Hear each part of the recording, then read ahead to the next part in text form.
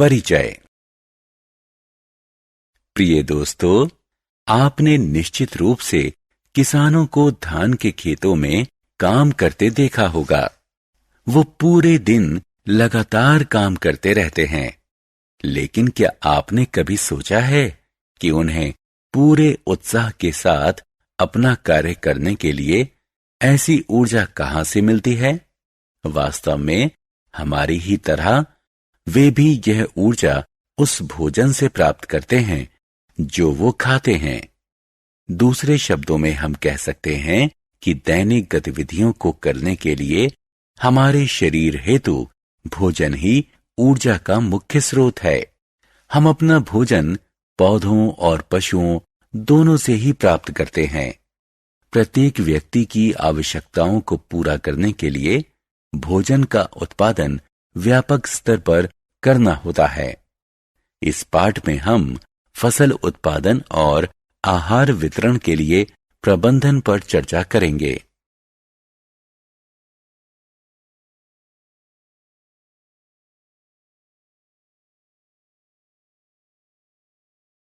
उद्देश्य। इस पाठ के अंत में आप निम्न करने में सक्षम हो जाएंगे। फसलों को मौसम के आधार पर श्रेणीबद्ध करना, जिस मौसम में वे उगती हैं। जुताई में उपयोग होने वाले औजारों को सूचीबद्ध करना, खाद और उर्वरकों के फायदों को सूचीबद्ध करना, सिंचाई की विभिन्न विधियों का वर्णन करना, खरपतवार और खरपतवारनाशी को परिभाषित करना, फसल की कटाई और संग्रहण का वर्णन करना, पशुपालन का उल्लेख करना। फसलों के प्रकार। दोस्तों, क्या आपने मूंगफली के पौधे को देखा है? क्या हम इसे फसल कह सकते हैं? नहीं, हम नहीं कह सकते। क्या आप इस वास्तविकता को जानते हैं कि जब समान प्रकार के पौधे व्यापक स्तर पर विकसित किए जाते हैं तो इसे फसल कहा जाता है। यदि आप गर्मी के मौसम में मटर का पौधा लगाना चाहते हैं तो आप ऐसा नहीं कर सकते। क्या आप इसके पीछे के कारण को जानते हैं? भारत में फसलों को उनके बढ़ने वाले मौसम के आधार पर व्यापक स्तर पर दो श्रेणियों में वर्गीकृत किया गया है, अर्थात रबी और खरीफ फसलें। रबी फसल आमतौर पर जाड़े के मौसम यानी अक्टूबर से मार्च में विकसित होती है। गेहूं, चना और मटर रबी फसल के उदाहरण हैं। खरीफ फसलों की बुआई आमतौर पर वर्षा ऋतु अर्थात जून से सितंबर के बीच की जाती है। धान, मकई, मूंगफली आदि खरीफ फसल के कुछ आम उदाहरण हैं। अनाजों को पैदा करने के लिए विभिन्न गतिविधियां की जाती हैं, जिनको कृषि कार्य कहा जाता है। आइए इनके बारे में विस्तार से एक एक कर जानते हैं।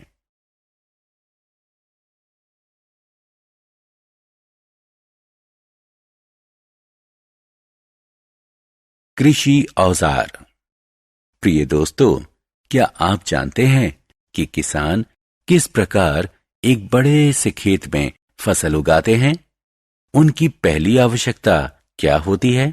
सबसे पहले वे फसल उगाने के लिए मिट्टी को तैयार करते हैं।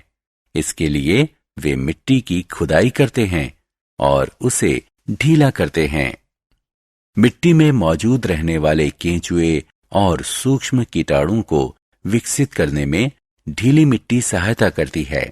ये जीव किसानों के मित्र भी कहे जाते हैं। ये मिट्टी में खाद को बढ़ाते हैं।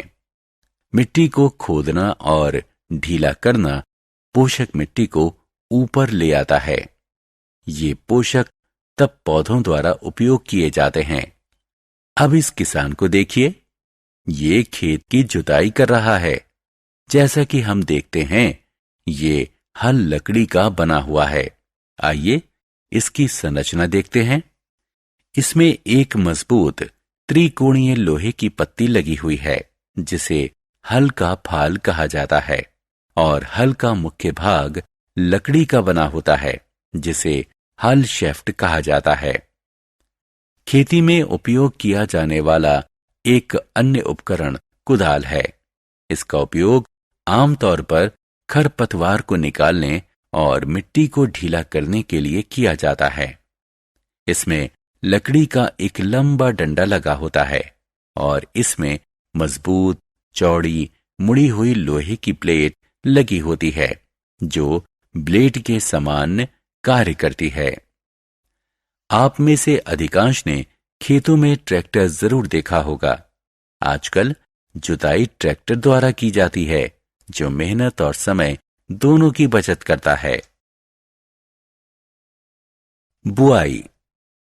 एक बार जब जुताई समाप्त हो जाती है तो अगला चरण बुआई का है। बुआई से पहले किसान उच्च फसल प्राप्त करने के लिए उच्च गुणवत्ता युक्त बीज का चयन करते हैं। क्या आपने कभी अपनी मां को किसी मर्तबान में कुछ बीज डालकर उसमें पानी डालते हुए देखा है? कुछ मिनटों के पश्चात क्या होता है? कुछ बीज तैरने लगते हैं। इसके पीछे क्या कारण है? कुछ क्षतिग्रस्त बीज पानी पर तैरने लगते हैं क्योंकि वे खोखले होते हैं, अतः हल्के हो जाते हैं। वास्तव में ये अच्छे बीज को क्षतिग्रस्त बीज से अलग करने का एक अच्छा तरीका है। आइए अब देखते हैं कि बीज की बुआई के लिए कौन कौन से उपकरण हैं। इस किसान को देखिए, इसके पास बुआई के लिए एक कीप जैसा उपकरण है। जरा गौर से देखें, यह किसान इस उपकरण के साथ क्या कर रहा है? हां, ये कीप में बीज भर रहा है, जिसके जरिए कीप के दूसरे छोर से बीज निकलकर सीधे मिट्टी में गिर रहे हैं। यह एक पारंपरिक विधि है और अत्यंत आसान है। आजकल ट्रैक्टर की सहायता से बुआई के लिए किसान आधुनिक बीज बुआई यंत्र का उपयोग कर रहे हैं। मुझे यकीन है कि आप सोच रहे होंगे कि ये आधुनिक बीज बुआई यंत्र किस प्रकार कार्य करता है। यह समान दूरी और गहराई पर बीज बोता है, जो सुनिश्चित करता है कि बुआई के बाद बीज मिट्टी से ढक गया है। यह प्रक्रिया काफी समय और मेहनत की बचत करती है। खाद। दोस्तों, आइए अब इस पाठ के अगले महत्वपूर्ण विषय पर चलते हैं। मुझे यकीन है कि आपने निश्चित रूप से खाद शब्द कई बार सुना होगा। क्या आप जानते हैं कि ये क्या है? अच्छा, चलिए देखते हैं। खाद एक जैविक पदार्थ है जो पौधों और पशुओं के अपशिष्ट के अपघटन से प्राप्त की जाती है। इसे बनाने के लिए किसान पौधों और पशुओं के अपशिष्ट को खुले स्थान पर गड्ढों में एकत्रित करते हैं, जहां ये सूक्ष्म जीवों द्वारा अपघटित किए जाते हैं। साल दर साल बार बार फसलों की खेती के कारण मिट्टी की उर्वरक शक्ति और पोषक तत्व कम होने लगते हैं। इसलिए किसान मिट्टी के पोषक तत्वों की पूर्ति के लिए खेत में खाद डालते हैं। यह प्रक्रिया खाद डालना कहलाती है। अब जैव खाद के कुछ प्रमुख लाभ को देखते हैं। खाद मिट्टी की जल धारण क्षमता को बढ़ाती है। यह मिट्टी को भुरभुरी बनाती है, जिसके कारण गैस विनिमय आसान हो जाता है। यह मिट्टी की संरचना को विकसित करती है। यह स्वस्थ फसल के लिए अनिवार्य मित्र सूक्ष्म जीवों की संख्या भी बढ़ाती है।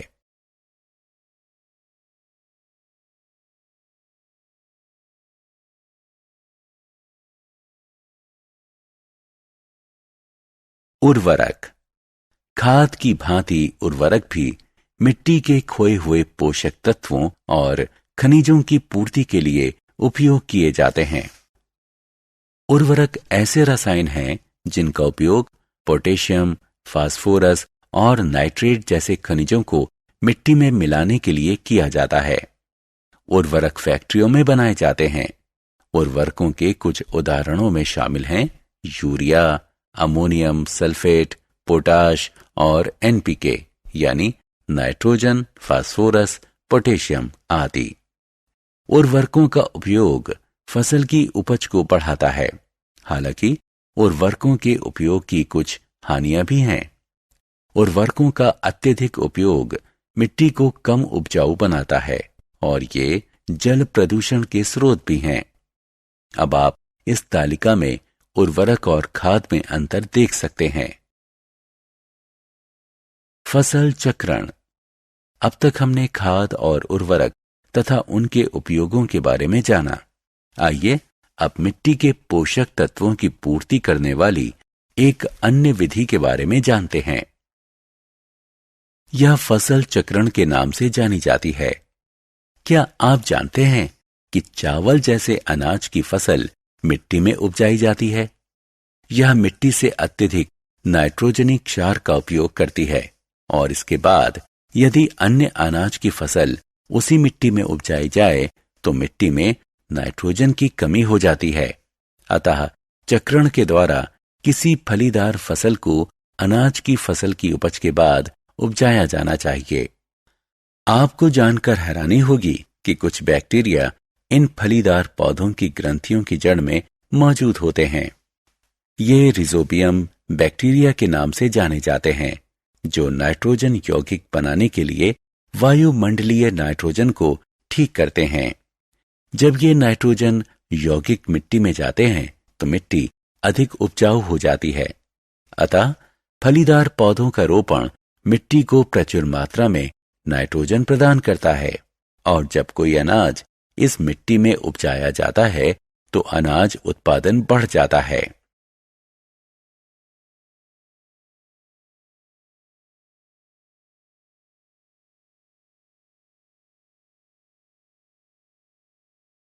सिंचाई और इसके स्रोत। दोस्तों, जैसा कि हम सभी जानते हैं, सभी सजीवों के लिए जल अत्यंत अनिवार्य है। लेकिन फसल के उत्पादन में इसकी क्या भूमिका है? वास्तव में जल फसल के लिए आवश्यक है, क्योंकि सूखी परिस्थितियों में बीज का अंकुरण नहीं हो सकता। जल पौधे की जड़ों द्वारा सूखा जाता है और इसके साथ साथ खनिज और उर्वरक भी सूख लिए जाते हैं। इसलिए खेतों में फसलों में पानी डालना सिंचाई कहलाता है। सिंचाई का समय और आवृत्ति मिट्टी दर मिट्टी, फसल दर फसल और मौसम दर मौसम परिवर्तित होती रहती है। अब प्रश्न ये उठता है कि सिंचाई के स्रोत क्या क्या हैं? जी हां, ट्यूबवेल, तालाब, झील, नदियां, डैम और कैनाल सिंचाई के कुछ मुख्य स्रोत हैं।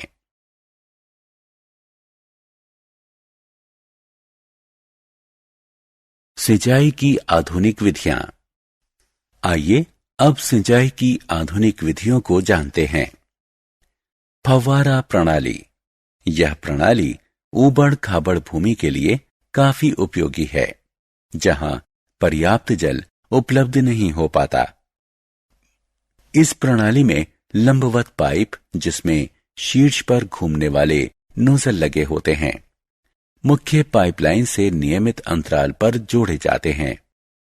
जब पंप की सहायता से दबाव में मुख्य पाइपलाइन के माध्यम से जल को प्रवाहित होने दिया जाता है तो यह घूमने वाले नोजल से निकलता है और इस प्रकार फसल पर पड़ता है जैसे वर्षा हो रही हो। अगली प्रणाली रिसाव प्रणाली है। इस प्रणाली में जल बूंद बूंद कर सीधा जड़ों में गिरता रहता है। यह फल के पौधों, बगीचों और पेड़ों में जल डालने का उत्तम तरीका है। हम देख सकते हैं कि जल जरा सा भी बर्बाद नहीं होता, इसलिए हम कह सकते हैं कि ये उन क्षेत्रों के लिए वरदान है जहां पानी की उपलब्धता कम है।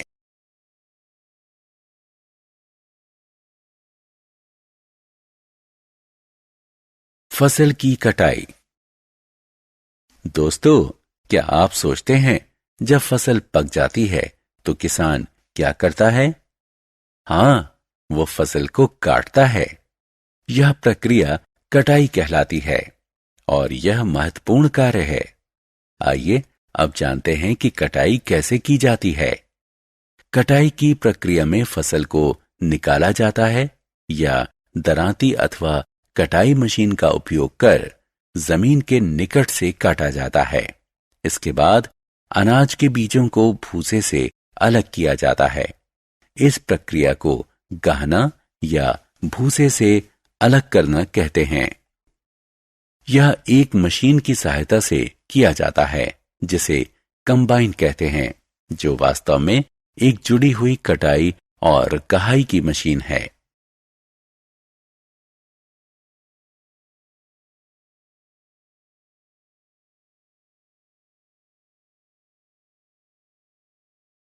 फसल का भंडारण। एक बार कटाई हो जाने के बाद फसल को बड़े भंडार में संग्रहण किया जाता है। हमें फसल को संग्रहण करते समय सावधानी रखनी चाहिए, क्योंकि यदि कटे हुए अनाज को बिना सुखाए संग्रहण कर दिया जाए तो वे बर्बाद हो सकते हैं या इन पर सूक्ष्मजीव आक्रमण कर सकते हैं। अतः वे अपनी अंकुरण की क्षमता खो देंगे। इसलिए अनाज में मौजूद नमी को कम करने के लिए उन्हें सूर्य के प्रकाश में भली भांति सुखाया जाना चाहिए।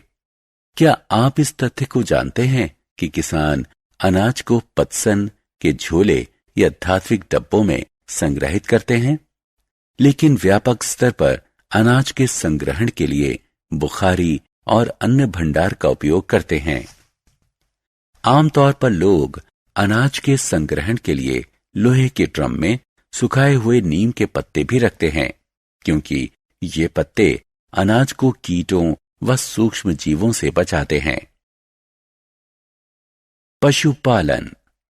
दोस्तों, क्या आप जानते हैं कि पशु भी हमें विभिन्न प्रकार के खाद्य पदार्थ प्रदान करते हैं? तटीय क्षेत्रों में रहने वाले कई लोग मछली का सेवन उनके आहार के मुख्य भाग के रूप में करते हैं। आपको यहां जानकर हैरानी होगी कि फसल उत्पादन प्रक्रिया के समान ही पशुओं का पालन भी घर या बाड़ी में किया जाता है। उनको उचित आहार, आश्रय और देखभाल प्रदान की जाती है ताकि वे हमें खाने के लिए स्वस्थ पदार्थ प्रदान कर सकें। यह प्रक्रिया पशुपालन कहलाती है। दूसरे शब्दों में हम कह सकते हैं कि पशुपालन का अर्थ है व्यापक स्तर पर पशुधन का पालन और पोषण।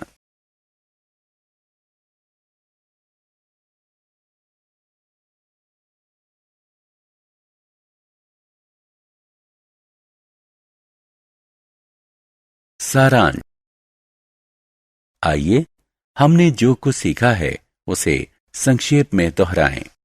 भारत में व्यापक स्तर पर अनाज जिन मौसमों में उपजते हैं उसके आधार पर इन्हें दो प्रकारों में वर्गीकृत किया जाता है, रबी और खरीफ। फसल को उचित समय अंतराल पर जलापूर्ति करना सिंचाई कहलाता है। मानवीय रूप से या मशीनों द्वारा पकी हुई फसलों को काटना कटाई कहलाता है। अनाज को उसके भूसे से अलग करना गहाई कहलाता है।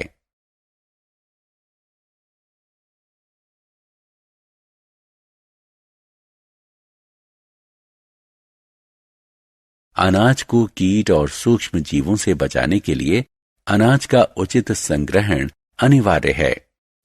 पशुधन का व्यापक स्तर पर पालन और पोषण करना पशुपालन कहलाता है।